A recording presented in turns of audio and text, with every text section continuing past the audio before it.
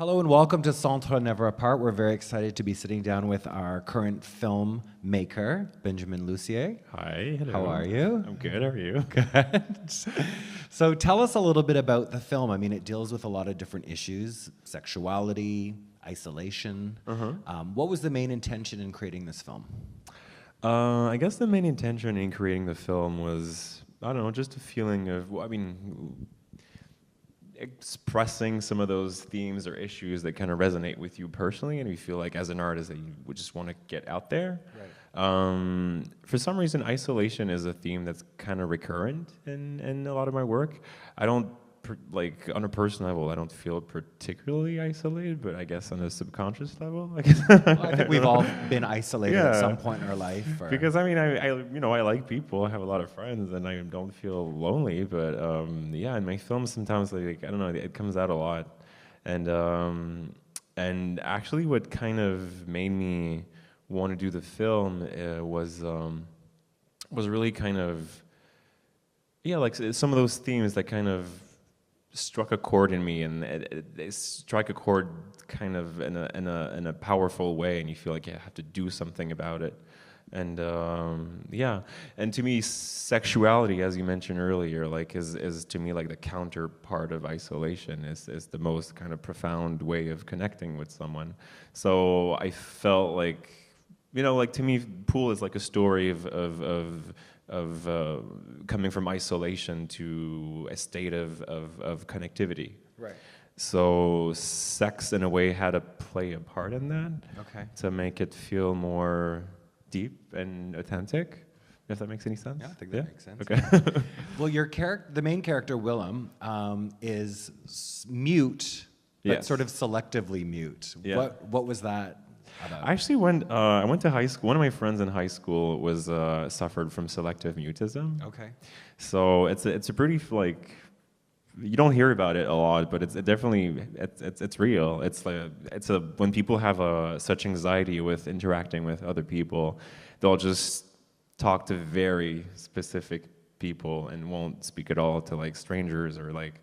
So this friend in high school didn't speak to me. Like the last year of high school, after like 5 years of hanging out with him, he started like saying a few words like once in a while, but other than that, he would just like write stuff on paper. Wow. And so that always kind of struck a chord with me, like, whoa, okay, that's like an interesting feeling of isolation. So yeah, I wanted to take like the theme of isolation and to push it as far as possible. So it's almost like the character almost becomes like a caricature, right. Like it's almost laughable. Like he's this, rich, snobbish kind of character who speaks a foreign language that people don't understand and doesn't actually speak to the people around him. So it's kind of I wanted to make like the concept of Willem as pure as possible, I guess. He also has a very big imagination. Yeah. Is that reflective of you, or where does that? I didn't even realize he had a big imagination until you told me. Until you made it? Does he? I don't know. Maybe. I don't know. Like there'll be things on the wall that he thinks he sees, and then I feel like he's living in his head quite a bit. So maybe his reality is obviously different. Everyone's is. But, Yeah. I think reality is a big. Is a big thing for me as well. I mean, especially if you're talking about someone who feels somewhat isolated, then you kind of start questioning everything, and you're just like, what is this? It doesn't make any sense. You know what I mean? Like, why? So I think that's probably where that came from. How did you cast the film? Actually, that's very interesting.